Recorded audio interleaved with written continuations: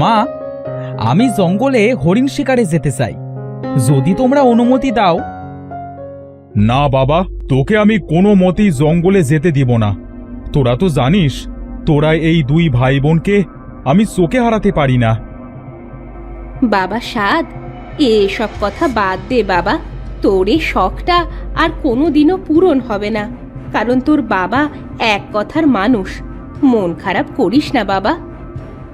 মা, তোমরা দুজন আমাদের নিয়ে খুব চিন্তা করো, তাই না?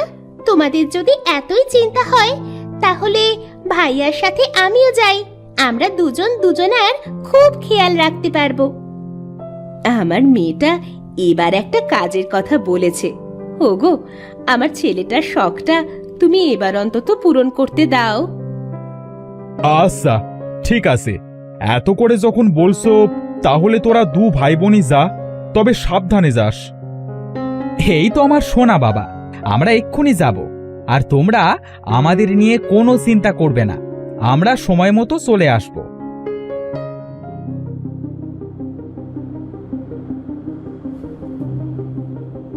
ভাইয়া, তুই তো জঙ্গলে যাচ্ছিস, আমরা যদি কোনো বিপদে পড়ি তখন কি হবে? ভিতর ডিম একটা, যা না, এক্ষুনি বাড়ি চলে যা। তোকে আমার সাথে কে আসতে বলেছে? তুই তো সব সময় আমার সাথে এমন করিস। আমি কিন্তু সত্যি সত্যি চলে যাব, তখন তোকে কিন্তু বাঘে ধরবে। ওরে বাবা রে, ভয় পাচ্ছি বোন, তুই এবার থাম, আর দয়া করে চুপচাপ আমার সঙ্গে হাঁট।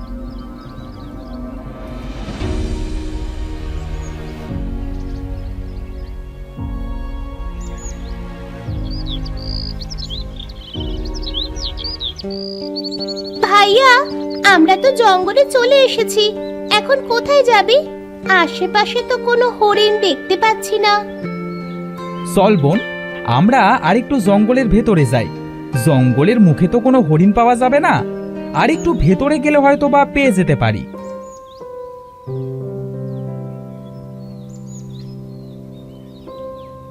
ভাইয়া, আর কত হাঁটবো?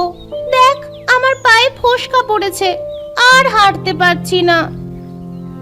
বোন, ওই দেখ, একটা প্রাসাদ দেখা যাচ্ছে বলে মনে হচ্ছে। কোনো মানুষ আছে নাকি ওখানে?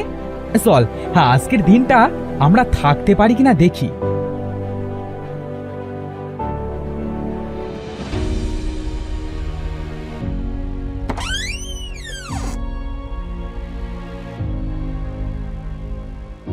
ও বুড়িমা, আমরা অনেক দূর থেকে এসেছি গো হরিণ শিকারের জন্য।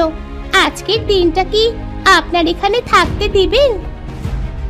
হ্যাঁ হ্যাঁ, অবশ্যই, তোমরা ভিতরে এসো। এই প্রাসাদের আশেপাশে অনেক হরিণ ঘোরাফেরা করে, তোমরা সময় সুযোগ বুঝেই হরিণ শিকার করো।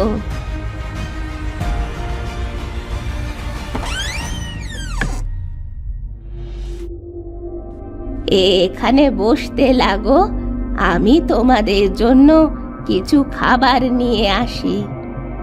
হ্যাঁ আচ্ছা বুড়িমা, খাবারটা নিয়ে আসলে বেশ ভালোই হয়, পেটে এমনিতেই ইঁদুর দৌড়াচ্ছে।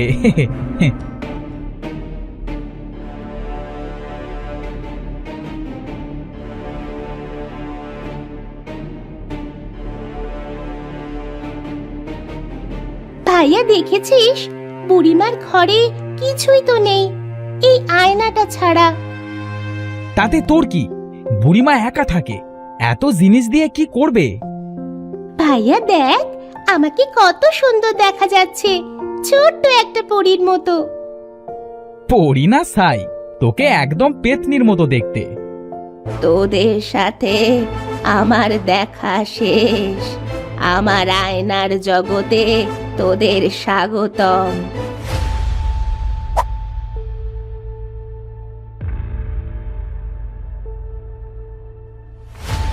আমরা কোথায় এসে পড়লাম? এখানে তো অনেক রকমের আয়না, এটা তো মনে হচ্ছে একটা আয়নার ঘর। ভাইয়া, এটা আমরা কোথায় এসে পড়লাম?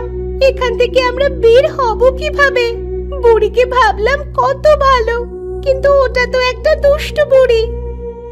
আমাদের আয়নার জগতে তোমাদের স্বাগতম। আমরা অনেক দিনের ক্ষুধার্ত। এখানে যেই আসে সে কখনোই ফিরে যেতে পারে না। আমরা তাদেরকে খেয়ে নিই। কি ভাইয়া, এই আয়নার ভিতরে তো আমাদের মতো কেউ কথা বলছে, কিন্তু এটা কিভাবে সম্ভব? আর এরা কি আমাদের সত্যিই খেয়ে ফেলবে ভাইয়া? জানি না বোন, এখান থেকে বের হবার কোনো রাস্তাও তো নেই। এখান থেকে আমরা বের হব কিভাবে?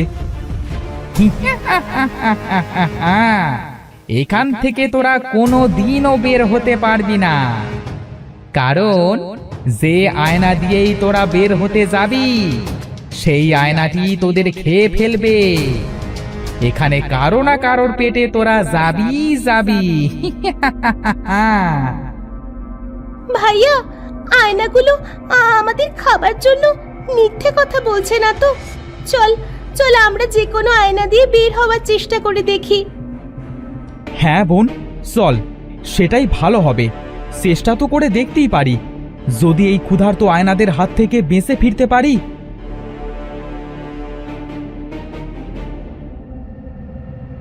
আমি তোমাদের কষ্টটা বুঝতে পারছি। তোমরা দুই ভাই বোন আমার এই দরজা দিয়ে পালিয়ে যাও। কিন্তু তোমাদের ভিতর দিয়ে আমরা গেলে তো আমাদের তোমরা খেয়ে ফেলবে। সবাই কি আর সমান হয়?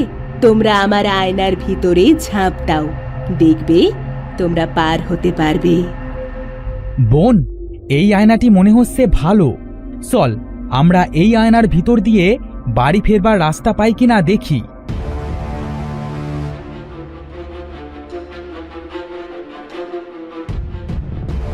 বোন, তাড়াতাড়ি আবার আয়নার ভিতরে ঝাঁপ দে, না হলে এই সাপটি আমাদের খেয়ে ফেলবে।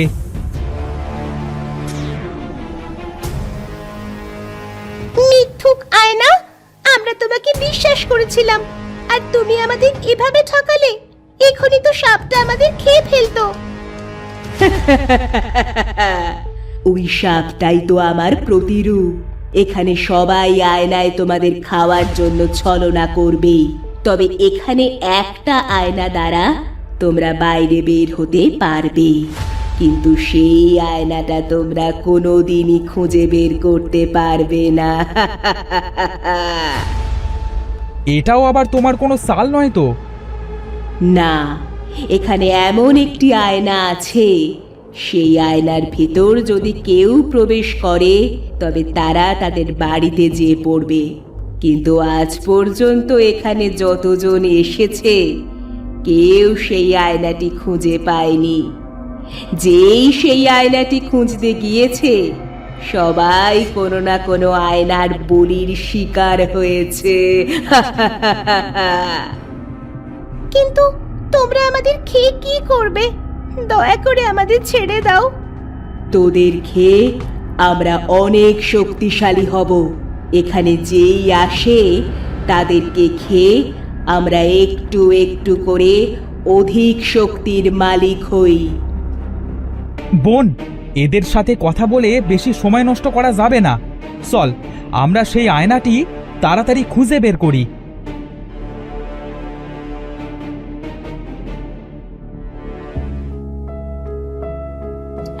ভাইয়া, আর পারছি না, আমি বাড়ি যাব। আমাকে এখান থেকে বের কর। বোন, মনে হচ্ছে এই আয়নাটি সেই আসল আয়না, যেটা আমাদের বাড়ি নিয়ে যেতে পারবে। হ্যাঁ ভাইয়া, এটা অন্যায়। আয়নাদের থেকে একদম ভিন্ন। চল, এবার হয় বাঁচবো না হয় মরবো।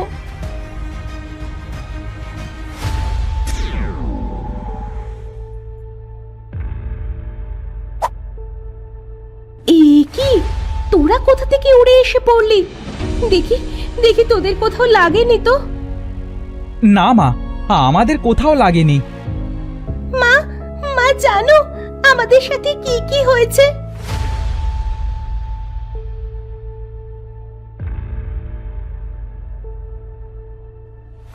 দেখেছো গিন্নি, এই জন্যই তো আমি ওদের বনে যেতে দিতে চাইতাম না।